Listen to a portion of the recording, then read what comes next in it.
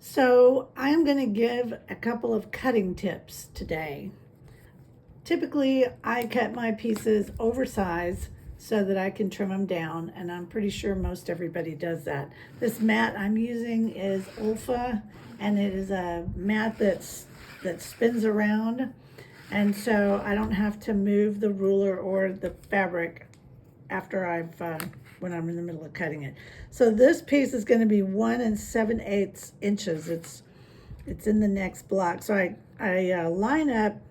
I've got two pieces here. So I line them up, and as you can see, I'm not exactly on 1 7/8, and that's okay because I will be moving this later on. So the first thing I want to do is talk about when you cut.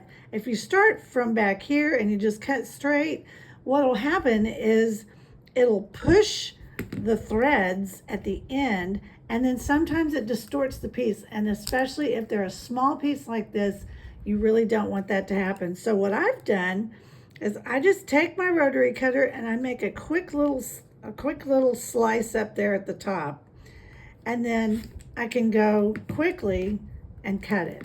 So I'm not going to move anything. I'm just going to rotate the mat. Same thing here. I'm going to make a slit at the top and then come down and quickly cut that. Okay, so that's all done.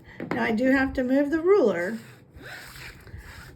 because I now have to trim the other side. So pick up the ruler, go to the other side of the ruler, and find my 1 7/8. Now here, I'm carefully putting 1 7/8, the ruler at 1 7/8. I'll do the same thing even though it doesn't look like there's anything there, just in case. Cut that, make a little snip up top, and then cut the last piece.